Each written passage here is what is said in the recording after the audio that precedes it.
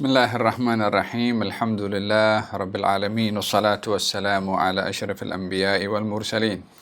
Sayyidina Muhammadin wa ala alihi wa sahbihi ajma'in. Amma ba'du. Alhamdulillah. Kita teruskan dalam pertemuan majlis ilmu melalui online dengan membaca kitab Al-Adab Al-Mufrad, kumpulan hadis yang disusun oleh Al-Imam Al-Bukhari. Kita dalam pembahasan yang lalu memperbahaskan berkenaan dengan adab kejiranan dan perintah untuk berbuat ihsan kepada mereka. Kita teruskan pada bab yang ke-72, muka surat 147.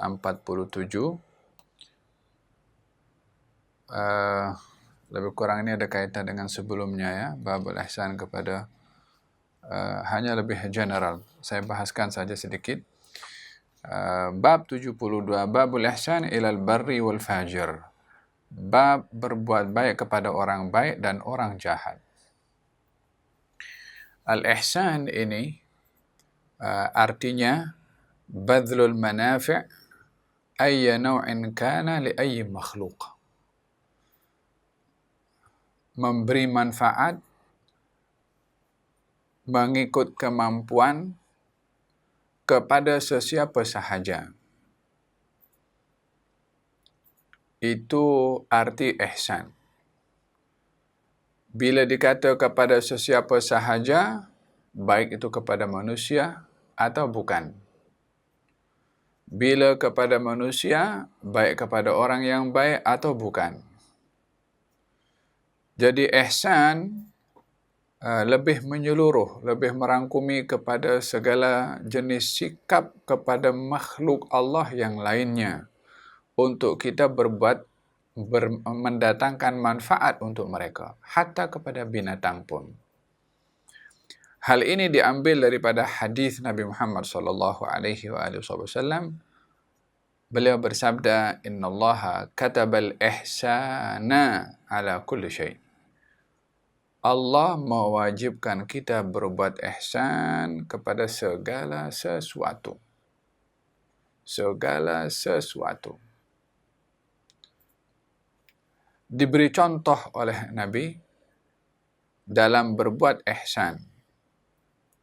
Apa itu?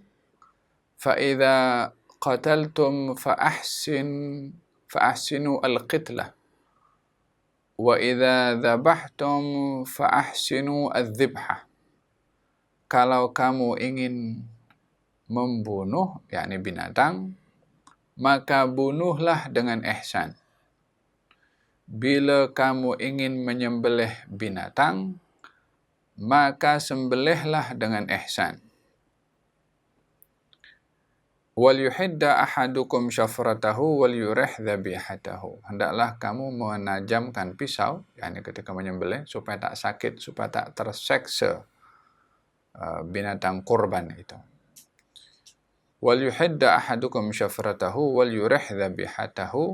Dan menajamkan pisau kamu dan tidak menyakiti kepada binatang sembelihan kamu. Yakni ketika menyembelih pun kita diperintahkan juga berbuat ihsan. Ada kalanya binatang itu disembelih, ada kalanya dibunuh. Sembelih itu yang menggunakan pisau lah. Kalau dibunuh mungkin menggunakan pistol atau menggunakan selipar atau menggunakan kayu. Bila membunuh binatang-binatang yang berbahaya, maka dibezakan antara sembelih dengan membunuh. Pada ini pun juga diperintahkan untuk kita berbuat ihsan. Bahkan baginda Rasulullah sallallahu alaihi wasallam ketika diberitahukan adanya seorang wanita yang menahan kucing dan tidak berbuat ihsan kepadanya, maka kata Nabi, dia di neraka walaupun dia beribadah kepada Allah Subhanahu wa taala, tapi karena tidak berbuat ihsan kepada seekor binatang. Kalau ini kepada binatang, apatah lagi ihsan kepada manusia. Hatta kepada orang yang jahat, hatta kepada orang yang jahat. Hanya perbuatan ihsan kepada orang jahat ini adalah tidak menyebabkan ihsan kita baginya makin bertambah berbuat jahat. Justru ihsan kita boleh menjadi wasilah untuk dia berhenti berbuat kejahatan. Nabi bersabda, unsur akhaka zaliman aw mazluman. Tolonglah saudaramu yang zalim dan yang dizalimi. Kata sahabat, ya Rasulullah, tolong orang yang dizalimi. Betul, tapi tolong orang zalim macam mana? Nabi bersabda, engkau cegah ia daripada berbuat zalim, itulah pertolonganmu kepadanya. Jadi, tajuk ini merujuk kepada perbuatan ihsan kepada sesiapapun, kepada orang yang baik atau kepada orang yang jahat, ya, dengan makna yang saya perincikan. Allah Subhanahu wa taala berfirman dalam hadis yang ke-130 daripada Muhammad ibn Ali ibn Al-Hanafiyah. Ini Muhammad ibn Ali ibn Al-Hanafiyah, anak Sayyidina Ali bin Abi Thalib, daripada istrinya selain daripada Siti Fatimah Az-Zahra. Sayyidina Ali bin Abi Thalib berkahwin dengan Siti Fatimah dan tidak pernah berkahwin dengan sesiapa pun di masa hidupnya. Setelah wafatnya barulah Sayyidina Ali berkahwin dengan yang lain dan lahirlah anak namanya Muhammad ibnu Al-Hanafiyah. yakni Ibnu Al-Hanafiyah merujuk kepada kabilah ibunya itu daripada Bani Hanifah bin Ali ibn Al-Hanafiyah. Katanya menukil firman Allah Subhanahu wa taala di muka surat 147, hal jazaa'ul ihsani illa al-ihsan. Tidak ada balasan kebaikan ihsan melainkan kebaikan ihsan juga, yakni dari Allah Subhanahu wa taala. Yang berbuat ihsan kepada seseorang, dia akan mendapatkan ihsan dari Allah Subhanahu wa taala. Qal, ia berkata, hiya musajjalatun lil barri wal fajir. Yang demikian itu berbuat ihsan maksudnya akan diberi balasan hatta ihsannya kepada orang yang baik, pelaku yang baik dan pelaku kejahatan. Dahulu ada seseorang yang dia fil hadis dinyatakan ada orang dia berazam untuk beri sedekah, maka pada hari itu dia bersedekah, ternyata sedekah itu jatuh ke tangan pencuri. Dia berbuat ihsan tapi salah orang, jatuh ke tangan pencuri.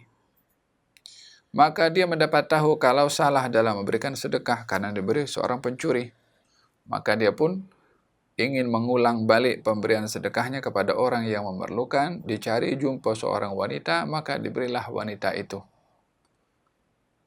Karena dilihat sebagai seorang miskin. Ternyata wanita tadi seorang pelacur.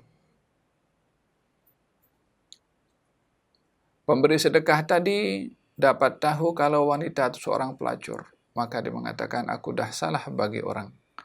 Dia pun berazam untuk pergi mencari orang yang berhak untuk menerima pemberian. Dan dia pun akhirnya bersedekah kepada seseorang yang dilihat macam orang susah. Ternyata yang diberi tadi orang kaya, tapi kedekut. So dia berpenampilan macam orang susah. Maka dia pun tertanya-tanya apa yang berlaku kepada dirinya ini. Ingin berbuat baik, ingin berbuat ihsan, ingin bersedekah. Namun yang pertama jatuh ke tangan pencuri, yang satu jatuh ke tangan seorang pelacur, yang satu lagi jatuh ke tangan seorang kaya yang kedekut. Tahukah apa yang berlaku? Allah Subhanahu wa taala sedarkan si pencuri itu untuk berhenti daripada mencuri. Demikian pelacurnya, demikian orang kaya yang kedekut tadi. Si pencuri dia berkata, tengok macam mana, dia kata kepada dirinya lah, tengoklah bagaimana Allah bagi rezeki kepada aku. Dengan tidak berbuat mencuri, Allah pun masih beri aku daripada pemberian si fulan. So kenapa mesti aku mencuri, melakukan yang haram sementara aku boleh dapat yang halal? dia pun berhenti daripada perbuatan mencuri. Orang yang berzina pun juga berkata demikian. Tengok bagaimana Allah bagi rezeki kepada aku. Yang biasanya menjual diri untuk mencari makan. Allah kasih dia dengan cara yang halal tanpa menjual diri. Ia pun bertaubat pada akhirnya. Yang kaya, yang kedekut pun juga merasa ditegur karena dia kaya. Namun kedekut ada orang bagi kepada dia sedekah, seakan-akan mengingatkan kepadanya, engkau adalah orang yang kaya, janganlah kedekut untuk bersedekah. Jadi perbuatan ihsan ini hatta jatuh kepada orang yang salah, orang yang jahat, terkadang boleh menyadarkan orang tersebut. Dan dalam hadis ini mengajak kepada kita berbuat ihsan kepada orang yang baik atau orang yang jahat, karena perbuatan ihsan itu membawa manfaat kepada orang yang berbuat hatta kepada sesiapapun. Penonton yang dirahmati oleh Allah Subhanahu wa taala, bab yang berikutnya bab ke-73, bab keistimewaan orang yang menjaga anak yatim. Ada agak menarik sedikit dari segi definisi yatim itu, definisi yatim ya. Kalimat yatim ini secara bahasa artinya al-infirad, yakni bersendirian atau ditinggal bersendirian. Itu arti yatim secara bahasa.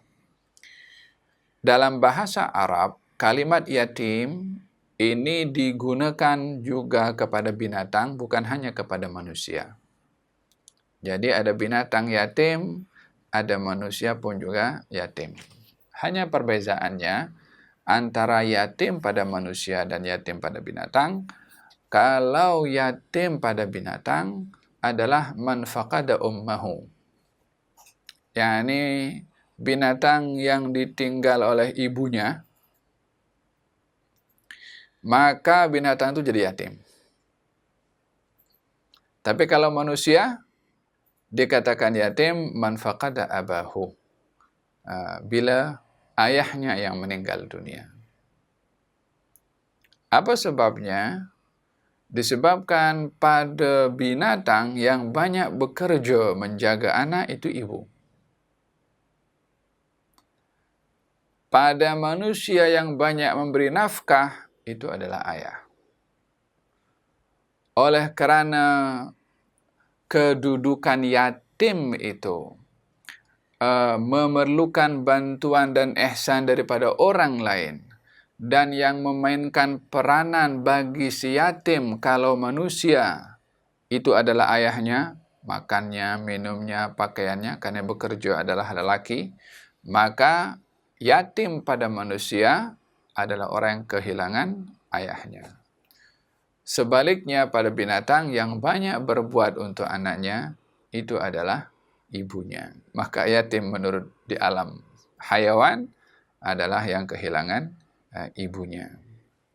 Ini definisi yatim antara kalau nisbahkan kepada binatang atau kepada manusia. Mengikut istilah, yakni kalau mengikut istilah definisi yang dijadikan sebagai sandaran dalam hukum. Apakah definisi yatim? Definisi yatim adalah man faqada abahu fi shighar wa yastamir hatta yablugh. Yatim ini orang yang kehilangan ayahnya di masa kecil sehingga ia baligh.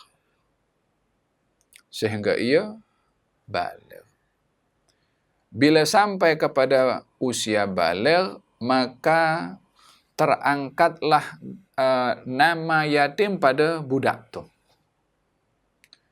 Tidak lagi bergelar yatim pada budak tu. Beberapa hukum yang terkait dengan yatim sudah tidak lagi valid bila sudah anak itu baligh. Oleh sebab yang demikian di dalam Al-Quranul Karim Allah Subhanahu wa taala berfirman, "Wala taqrabu malal yatimi illa billati hiya ahsan hatta yablugha asyuddah." Janganlah kamu mendekati harta anak yatim, melainkan dengan yang terbaik. Masih mendekati harta anak yatim, menggunakan harta anak yatim kepada orang yang mengurus anak yatim, yang menjaga anak yatim. Tak boleh guna sembarangan. Boleh menggunakannya dengan yang terbaik, yakni dengan amanah, dengan jujur, makannya, minumnya. Dan bila akan diinvestkan atau diniagakan harta anak yatim, kena mesti jujur dalam perniagaannya, bukan untuk mendapat keuntungan sendiri. Dan bila ingin mengambil upah daripada menjaga anak yatim, mengambil upah sewajarnya. Hatta yablugha asyuddah, sehingga anak yatim itu sudah baligh. Bila anak yatim itu sudah baligh, tiada lagi kewajiban bagi penjaga anak yatim untuk mengurus harta anak yatim, selagi mana anak yatim itu sudah baligh dan mampu menguruskan harta. Bila anak yatim dan ia belum baligh, tak cukup matang mengurus harta, bagi si penjaga anak yatim berhak untuk mengawal harta anak yatim dan tidak menyerahkannya kepada anak yatim tadi kerana belum cukup matang, belum baligh menguruskan hartanya. Maka khawatir dia salah guna atau menggunakan harta kepada perkara yang dia tak mengerti. Mungkin boleh dibuang, mungkin boleh dicampakkan, boleh tak sana, boleh tak sini, boleh tak faham, belum baligh. Dalam hal ini, sebagai seorang yatim, dia tak boleh menguruskan harta disebabkan tak cukup matang mengurus. Dalam hal ini, bagi penjaga anak yatim berhak menguruskan. Tetapi bila sudah baligh, maka terangkatlah hukum yatim daripada anak itu. Penjaga anak yatim tadi tidak lagi berhak menguruskan hartanya. Harta anak yatim diserahkan kepada anak yatim untuk menguruskan, dengan syarat anak yatim tadi mampu untuk menguruskan. Dalam Al-Quranul Karim Allah berfirman, "Wabtalul yatama hatta idza balaghun nikah fa in anastum minhum rushdan fadfa'u ilaihim amwalahum." Hendaklah kamu menguji kepada anak yatim itu bila baligh, sudah baligh, diuji kemampuannya menguruskan harta. Fa'in anastum minhum rushdan, kalau kamu tengok kepada anak yatim tadi mampu menguruskan hartanya sendiri, fadfa'u ilaihim amwalahum, serahkan kepadanya harta mereka itu. Jadi maknanya, anak yatim tadi mungkin mewarisi harta daripada orang tuanya, hartanya banyak, tapi karena masih kecil tak boleh menguruskan, orang lain yang uruskan.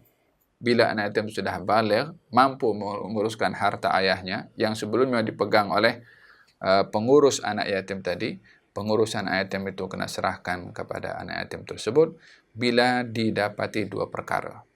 Yang pertama baligh, yang kedua cekap menguruskan harta, barulah diserahkan hartanya itu. Bila tidak, maka diteruskan pengurusan itu oleh pengelola atau penjaga anak yatim.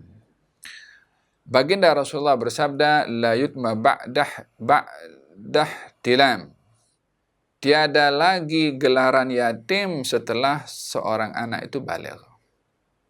Ini bermakna terangkat hukum yatim bila sudah baligh. Kalau tidak, banyak yang dewasa-dewasanya yang sudah jadi yatim semua nanti. Faham tak? Hada berkenaan dengan bab keistimewaan orang yang menjaga anak yatim. Hadis ke-131 daripada Sayyidina Abu Hurairah radhiyallahu anhu, anin Nabi sallallahu alaihi wa alihi wasallam, as-sa'i 'alal armalati wal masakin kal mujahidi fi sabilillah wa kalladhi yasumun nahar wa yaqumul lail. Baginda bersabda, orang yang berusaha membantu janda-janda dan orang-orang miskin adalah seperti orang yang berjuang di jalan Allah, yakni berjihad, serta seperti orang yang berpuasa pada siang hari dan mendirikan salat pada malam hari. Ya Allah, kita nak berpuasa kerap agak sukar. Nak bangun setiap malam dengan jumlah masa yang banyak pun juga agak mencabar. Namun untuk mendapatkan fadilah orang berpuasa, fadilah orang berjihad, fadilah orang qiyamul lail, nak berjihad pun sekarang pun susah. Tapi boleh dapat fadilah-fadilah itu dengan seseorang itu berusaha membantu kepada janda-janda dan juga kaum fakir miskin. Maksudnya ini merujuk kepada, kebiasaannya disebut janda ini adalah merujuk kepada orang yang susah karena kebiasaannya perempuan akan banyak bergantung dengan laki-laki. Bukan bermakna semua janda susah, janda yang kaya raya, yang berkemampuan pun ada juga. Tapi merujuk kepada kebiasaannya seorang perempuan itu banyak bergantung keperluannya kepada laki-laki, sementara janda yang kehilangan suaminya tidak ada tempat untuk bergantung baginya. Maka dilihatlah janda tadi sebagai seorang yang susah, yang perlu untuk diberi bantuan tanpa menjatuhkan air mukanya, tanpa dia meminta-minta kepada orang yang mungkin akan tergelincir kepada menjual diri juga bila tidak dibantu oleh orang lain.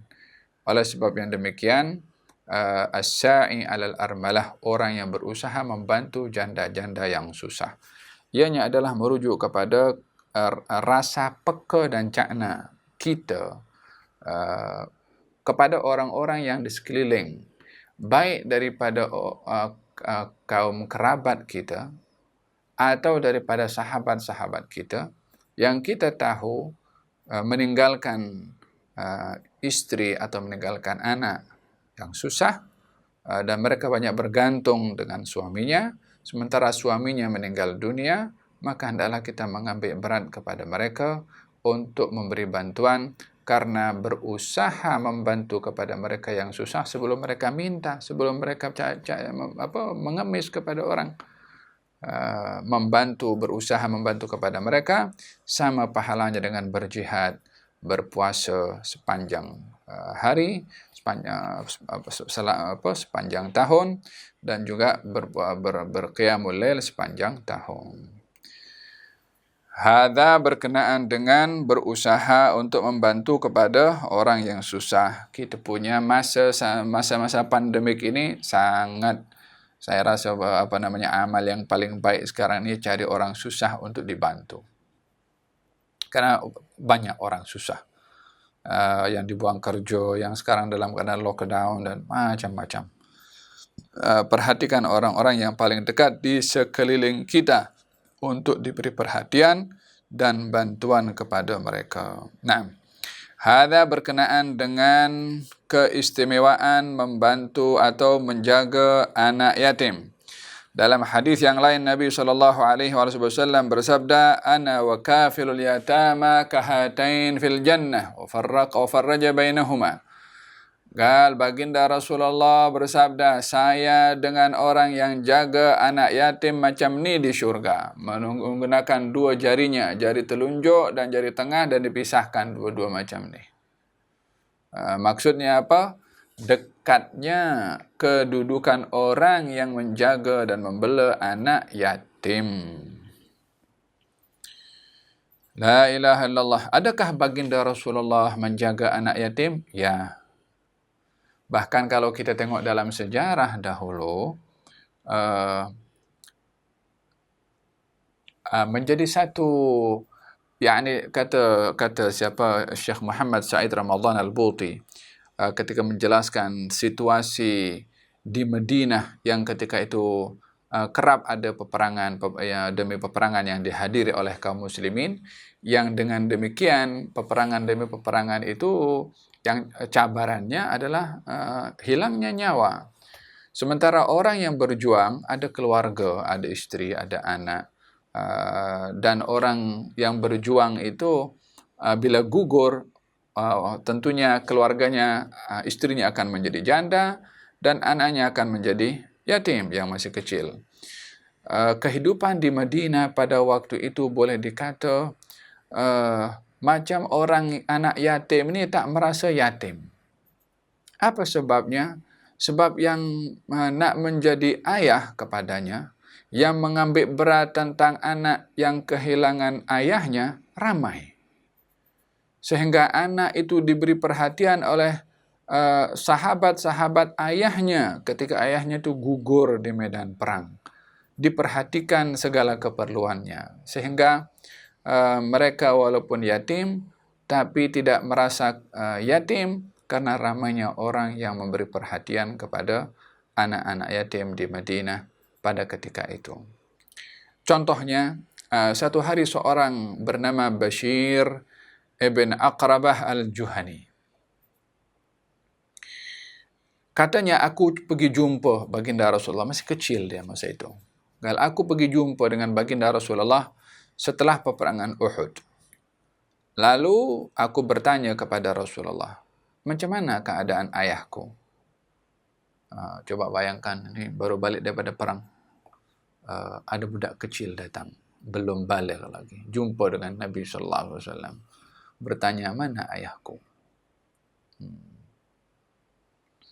Ya subhanallah. Satu momen yang menyentuh kepada hati dan perasaan bagaimana kita didatangi oleh seorang anak kecil yang bertanya tentang ayahnya yang kita tahu ayahnya gugur dalam medan perang. Subhanallah. Katanya, ma fa'ala abi? Macam mana keadaan ayahku? Kata baginda Rasulullah, ustushhida rahmatullahi alaih. Ayahmu gugur syahid. Semoga Allah merahmati kepadanya. Maka kata Bashir ibn Aqrabah, fabakaitu. Maka aku menangis, kata Bashir. Maka baginda Rasulullah SAW fa'akhadhani famasaha ra'si wa hamalani ma'ahu wa qala ama tarda an akuna ana abaka wa takunu Aisyah ummaka. Maka baginda Rasulullah mengambil saya dan mengusap kepala saya dan mendokong saya dan berkata kepada saya, tidakkah kamu suka kalau aku menjadi ayahmu dan Aisyah menjadi ibumu? Hada baginda Rasulullah SAW sendiri yang offer. Bertuahlah betul budak, ya Allah. Dijadikan orang yang dijaga, dibela oleh Nabi SAW. Siapa namanya? Bashir ibn Aqrabah al-Juhani. Nanti kita ada exam ya, kita akan tanya siapa nama itu nanti. Saja gurau tak ada exam dia. Demikian perhatian baginda Rasulullah SAW kepada anak-anak para sahabat yang ayahnya gugur dalam peperangan dan mereka menjadi yatim. Salah seorang daripada mereka adalah anak-anaknya Ja'far bin Abi Talib. Ja'far bin Abi Talib ini sepupu dengan baginda Rasulullah. Ja'far dihantar oleh Nabi untuk hadir dalam peperangan Mu'tah. Peperangan Mu'tah itu berlaku pada tahun tahun ke berapa tu ya? Saya ingat pada tahun ke-7 lebih kurang daripada hijrahnya Nabi SAW. Falhasil, Ja'far termasuk daripada orang yang dilantik sebagai panglima perang pada waktu itu.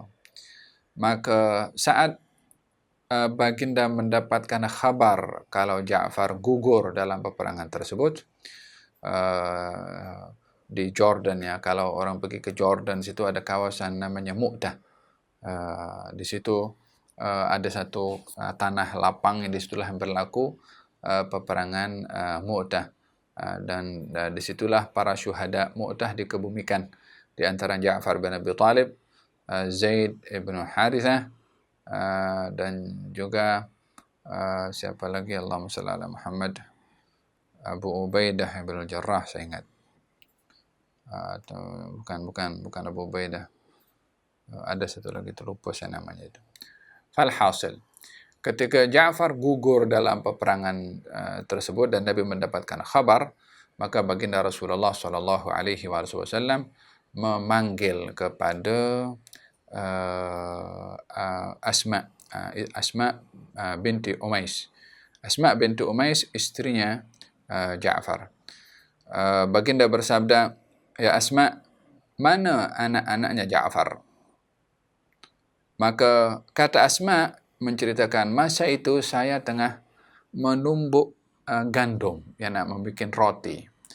Dan waktu itu pun saya baru siapkan anak-anak saya mandikan ia, saya berikan wangi-wangian, pakaikan wangi-wangian, saya walhasil ditampilkan dengan penampilan yang bersih, rapi, wangi anak-anaknya Ja'far. Sementara Asma tak dengar kabar apa yang berlaku kepada Ja'far, suaminya. Maka ketika baginda datang meminta kepada Asma, mana anak-anaknya Ja'far, bawa kepada aku katanya. Maka diambil anak-anak Ja'far lalu dipeluk oleh Nabi dan didapati Nabi menitikkan air mata.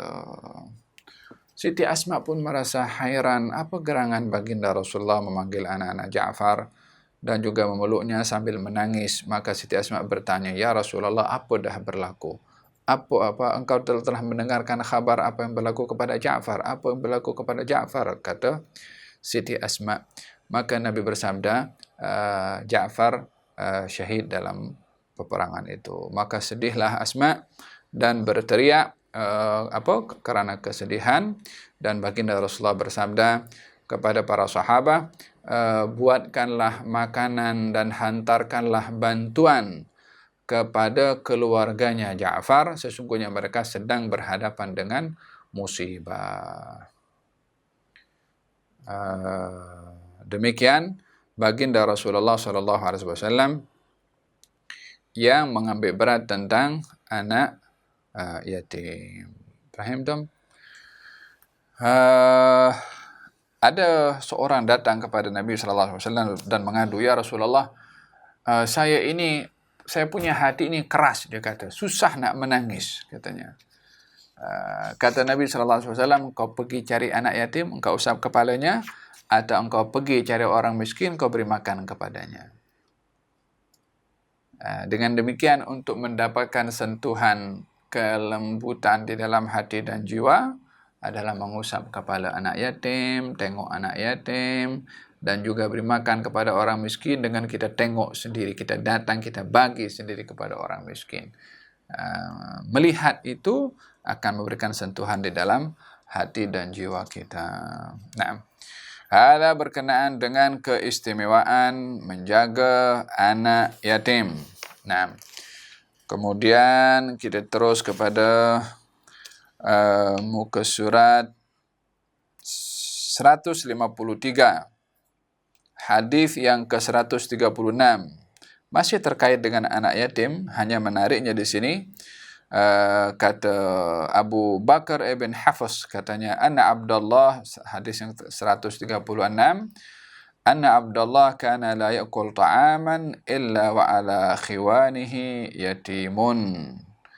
Abu Bakar bin Hafs meriwayatkan bahwasanya Abdullah bin Umar tidak makan melainkan di tempat hidangannya terdapat anak yatim. Yani ingin merujuk bagaimana perhatian para sahabat kepada anak-anak yatim.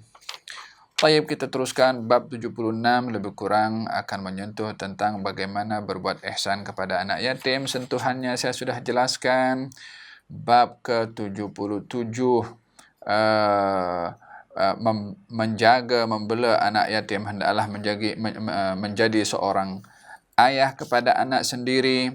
Namun, boleh ke kalau orang menjaga anak yatim memukul kepada anak yatim? Boleh atau tidak? Kadang-kadang orang keliru bila menjaga anak yatim dan mesti memberi rahmat dan mengasihani, takut untuk nak memukul kepada anak yatim. Tapi maksud di sini memukul untuk mendidik, ya, bukan pukulan yang seperti pukulan yang tidak berasas. Maka adakah boleh memukul kepada anak yatim bila tujuan memukul itu untuk mendidik? Coba tengok muka surat 158 hadis ke 140. Dikatakan kepada Ibnu Sirin, "Indi yatimun." Ada seorang berkata kepada Ibnu Sirin. Ibnu Sirin salah seorang alim besar. Katanya, "Indi yatimun." Saya ini jaga anak yatim di rumah. Lalu Ibnu Sirin berkata, "Berbuat baik, buatlah baik kamu kepadanya seperti mana kamu berbuat baik kepada anakmu. Dan pukullah dia dengan pukulan mendidik seperti mana kamu memukul anakmu." Yakni boleh memukul kepada anak yatim bila tujuannya untuk mendidik seperti kita. Boleh memukul kepada anak sendiri bila tujuan untuk mendidik. Bukankah Nabi sendiri membenarkan untuk memukul dengan pukulan mendidik? Kita ni kalau memukul, janganlah terbayang dalam fikiran kita nak menumbuk kepada orang. Tidak, bukan begitu memukul. Pukulan tu yang tidak membahayakan. Pukulan tu untuk nak bagi tahu kepada anak, kau punya kesalahan ni dah terlebih. Yakni kesalahan-kesalahan yang membuat orang memukul adalah kebiasaannya kesalahan yang sudah kesalahan bukan kecil, kesalahan yang besar, yang tidak lagi, yang kalau dah tak boleh dengar dengan teguran, nasihat. Oleh hadza baginda bersabda, perintahkan anak kamu buat salat umur 7 tahun dan pukullah bila meninggalkan salat di umur 10 tahun. Nah, jadi dalam hal ini memukul dengan tujuan mendidik seperti mana kita mendidik kepada anak kita sendiri adalah diperbolehkan. Bab 78 menceritakan tentang adanya seorang wanita yang tetap bersabar membesarkan anaknya tak berkahwin lagi. Katanya, ana wa imra'atun sufa'aul khaddain, imra'atun amat min zawjiha fasabarat ala waladiha kahatain. Kata Nabi SAW, aku dan seorang wanita yang kedua pipinya menghitam, menjadi janda karena suaminya meninggal dunia, tetapi tetap bersabar dalam membesarkan anaknya, diibaratkan seperti 2 jari ini denganku nanti di dalam syurga. Yakni merujuk kepada gigihnya seorang ibu untuk menjaga anak sampai membesar. Dan dirinya dikorbankan. Yakni dirinya takut kalau berkahwin anak terabai. Sementara anak memerlukan kepada perhatian daripada ibunya. Oleh sebab itu, bila ada seorang lelaki berkahwin dengan seorang janda yang ada anak, maka si ibu itu dibantu juga untuk mendidik kepada anaknya. Jangan pula suami yang baru jealous kepada anak, kepada si ibu tadi.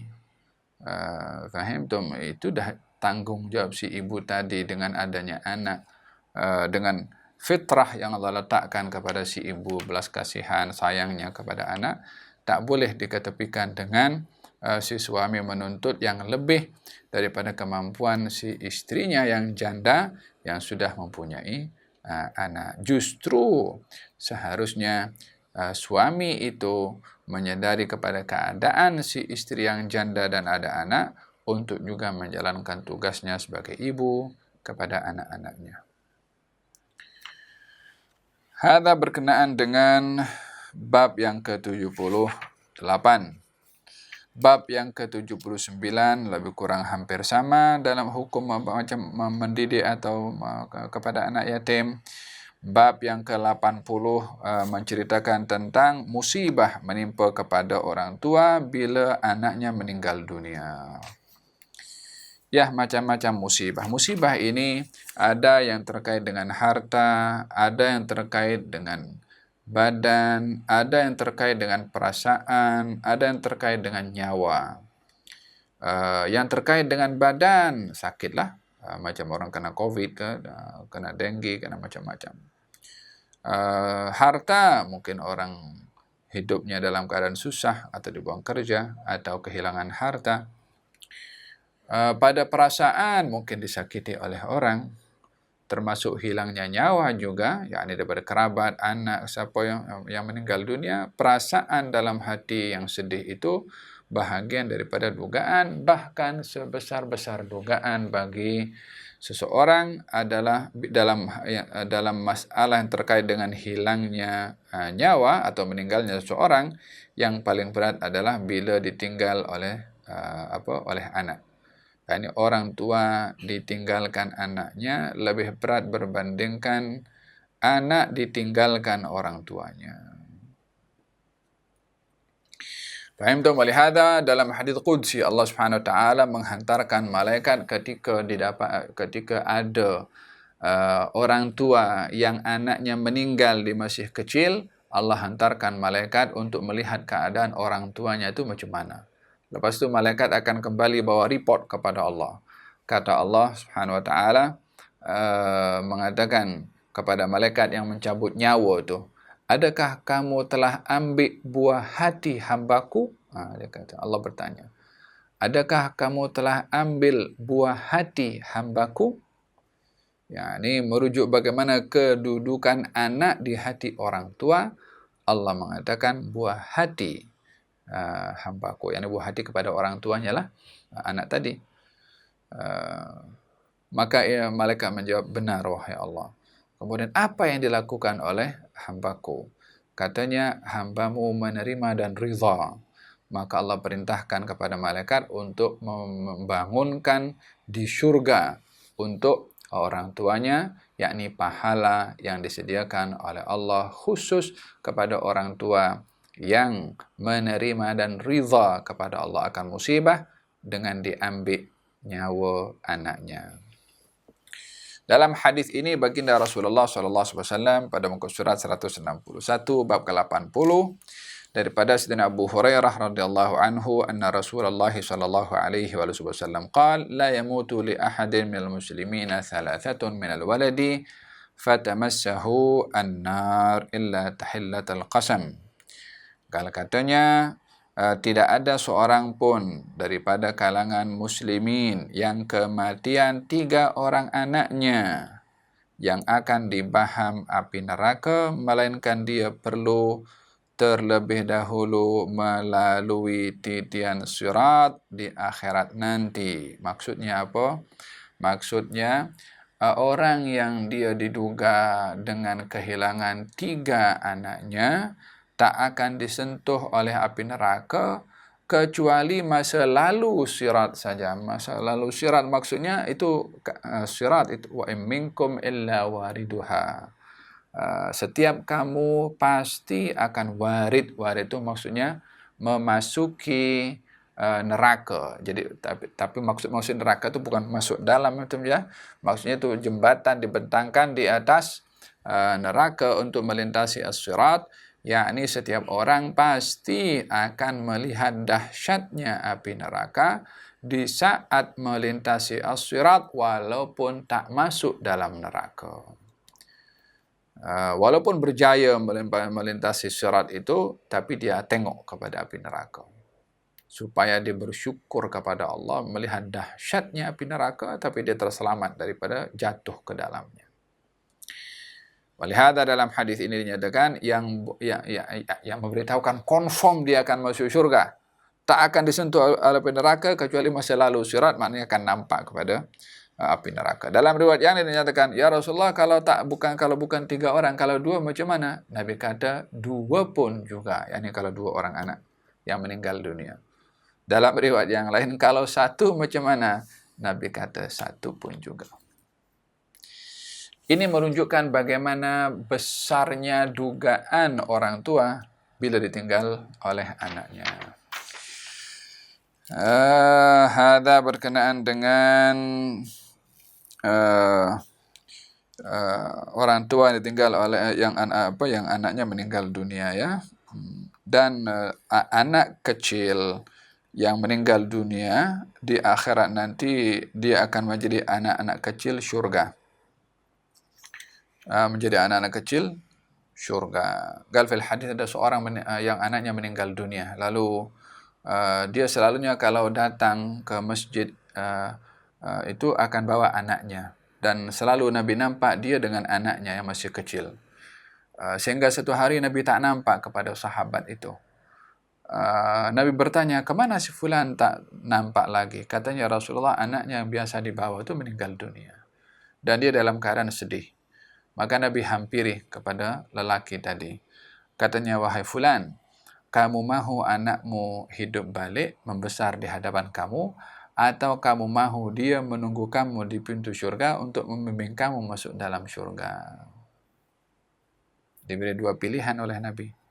Maka katanya, aku mahu dia pimpin aku masuk ke dalam syurga. Yakni tujuan Nabi waktu itu ingin menghibur supaya orang tua kuat hatinya, imannya, dan yakin kalau kepergian anak itu walaupun sedih dan berat di hati, namun akan membawa kebaikan dan manfaat yang besar bagi orang tuanya di akhirat nanti. Nah, ada berkenaan dengan ditinggalkan oleh anak ya.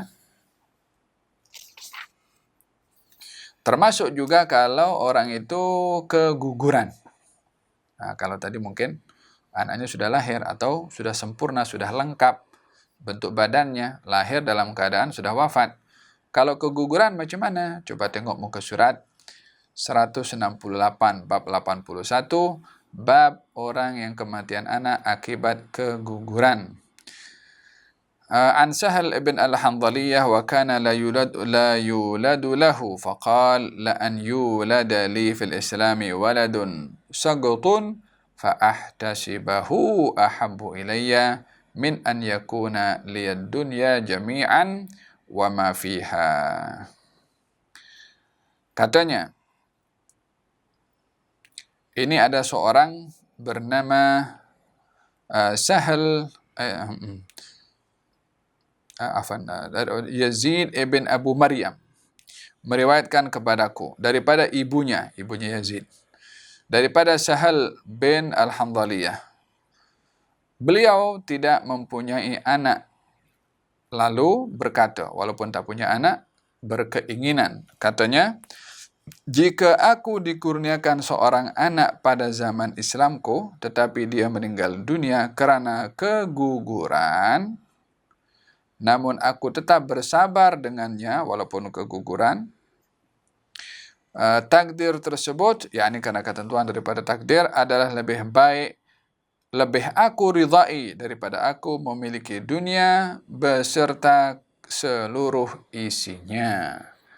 Yakni ingin memberitahukan bahwasanya bersabar dengan keguguran anak yang dinanti-nanti, yakni pahala pada kesabaran itu lebih ia suka berbandingkan dia mendapatkan dunia dan seisinya. Hadis ini memberitahukan bagaimana dugaan yang besar bila seorang tua ditinggalkan oleh anaknya atau keguguran, khususnya merujuk kepada seorang ibu. Secara umumnya orang tua, khususnya ibu yang amat berat berhadapan dengan kepergian orang yang tersayang atau anak yang menjadi buah hatinya. Penonton dirahmati Allah, bab yang ke-82 ini akan berbicara tentang husnul al-milkah, yakni bagaimana beradab dan bersikap kepada hamba sahaya. Mungkin zaman kita sekarang adalah pembantulah, walaupun bukan nak samakan pembantu itu dengan hamba sahaya, hanya kerja yang dilakukan oleh pembantu boleh kata hampir menyerupai kerja yang dilakukan oleh hamba sahaya pada satu ketika dahulu. InsyaAllah pada pertemuan yang akan datang, kita bahaskan apakah itu hamba sahaya, bagaimanakah Islam menyikapi kepada hamba sahaya, apa adab yang ditentukan oleh Islam menyikapi kepada hamba sahaya atau kepada pembantu. Kita akan bahaskan pada pertemuan yang akan datang. Saya difahamkan ada beberapa soalan di sini. Sebelum saya akhiri, la ilaha illallah. Mana soalannya? Satu je soalan. Ada satu soalan daripada Dr. Abdul Farid Elias. Masya Allah. Barakallahu fiik. Assalamualaikum Habib. Waalaikumsalam warahmatullahi wabarakatuh. Apakah cara-cara untuk mendidik hati kita, al-qalb, untuk mempunyai ihsan? Salah satunya yang saya sebut tadi dalam hadis Nabi Muhammad SAW ketika seorang mengadu kepada Nabi, ya Rasulullah, hati saya ini keras. Yani hati keras ini susah menangis, susah tersentuh, susah nak ada rasa belas kasihan atau luluh hati. Kata baginda Rasulullah SAW, dalam hadisnya, imsah ra'sal miskin, imsah ra'sal yatim wa at'im al-masakin, atau wa at'im al-miskin. Kata Nabi SAW, usap kepala anak yatim dan beri makan kepada orang miskin. Imsah ra'sal yatim wa at'im al-miskin. Usap kepala anak yatim, pergi mana-mana tempat penampungan anak yatim, rumah anak yatim, atau anak yatim siapa yang kita kenal, dengan tengok dia ni sebagai budak kecil, ya, bukan yatim, sudah baligh, dengan penuh perasaan atau dengan mengingati ini budak tak ada ayah, ini budak tak ada siapa yang jaga. Usap dengan cuba menyentuh kepada perasaan dalam hati. Dan bagi memberi makan orang miskin, pergi datang sendiri, tengok macam mana keadaan orang miskin makan, macam mana rumahnya, macam mana keadaannya, dan macam mana apa yang kita ada. Hadza bahagian daripada untuk mendapatkan sentuhan dalam hati supaya berbuat ihsan. Yang kedua, untuk hati ini dapat berbuat ihsan juga, kita perlu mengenali sebanyak mana ihsan yang Allah beri kepada kita. Untuk kita dapat berkongsi ihsan yang Allah kasih dengan orang lain, supaya kita pun berbuat ihsan. Allah berfirman dalam Al-Quran, wa ahsin kama ahsanallahu ilaika.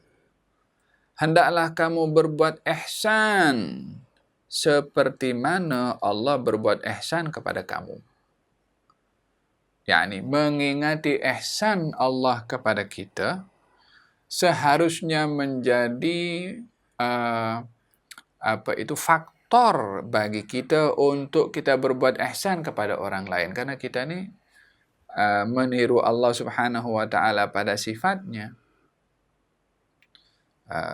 Hadza yang kedua. Yang ketiga, kita memahami apakah balasan kepada orang yang berbuat ihsan kepada orang lain. Apakah balasan orang berbuat ihsan kepada orang? Untuk membangkitkan semangat kita berbuat ihsan kepada orang. Kata baginda Rasulullah sallallahu alaihi wasallam, al-khalqu kulluhum iyalullah fa ahabbuhum ila Allah anfa'uhum li'iyalih. Semua makhluk ini perlu kepada Allah. Dan yang paling dicintai oleh Allah, orang yang paling banyak berbuat ihsan kepada orang. yakni orang yang banyak berbuat ihsan kepada orang, dialah orang yang paling dicinta oleh Allah Subhanahu wa taala. Dengan kita mengukur apa yang kita dapat dalam berbuat ihsan kepada orang, disitulah hati akan terpanggil untuk berbuat ihsan kepada orang lain. Dan yang ketiga adalah hati kena sentiasa mesti wajib disentuh dengan zikir supaya tidak keras. Ya, hati itu memerlukan vitamin, memerlukan vaksin supaya dia kuat dan mantap. Macam mana badan ini pun juga memerlukan kepada vitamin dan juga vaksin untuk tidak mudah terdedah kepada pelbagai macam penyakit atau virus. Ghidha'ur ruh, makanan, vitamin kepada hati itu adalah zikrullah. Faham dom? Alladzina amanu wa tatma'innu qulubuhum bi dzikrillah, ala bi dzikrillahi tatma'innul qulub. Sesungguhnya orang-orang beriman itu tenang ketika berzikir hatinya, dan ketahuilah dengan berzikir kepada Allah hati akan tenang. Dan sebaik-baik zikir menjadi penawar kepada hati adalah tilawatul Quran. Quran bahagian daripada zikir. Naam, akan banyak pengaruh kesan Quran kepada hati dan jiwa seseorang, dan alangkah dahsyat dan buruknya hati kalau tidak diberi penawar Al-Quranul Karim. Innal qalba la yasda' kama yasda'ul hadid. Hati ini boleh menjadi berkarat seperti mana besi pun berkarat. Penawar kepada karatnya hati adalah membaca Al-Quranul Karim. Demikian sabda Nabi Muhammad SAW. Saya rasa itu sebahagian untuk menjadi pedoman bagi kita macam mana hati ini boleh merasai akan ihsan. Wallahu ta'ala alam. Kita akan teruskan pada bab yang ke-82 pada pertemuan yang akan datang insya-Allah.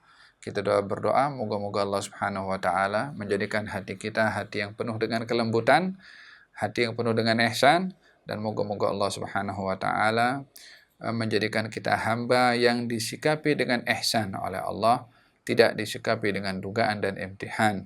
Dan moga-moga Allah Subhanahu wa taala anugerahkan kepada kita kekuatan, kesabaran, dan keselamatan daripada wabak Covid, daripada pelbagai macam penyakit badan dan penyakit hati. Allah lindungi kita semua daripada semua itu, dan moga-moga Allah Subhanahu wa taala berikan ketenteraman dalam hati dan jiwa kita, diberikan keselesaan, lapang dada kita walaupun sedang berhadapan dengan situasi yang mencabar kepada kita semua. Amin ya rabbal alamin. Sallallahu alaihi wasallam Muhammadin wa ala alihi wasallam. Alhamdulillahi rabbil alamin. Wa sallallahu alaihi wasallam Muhammadin wa ala alihi wasallam. Wassalamu alaikum warahmatullahi wabarakatuh.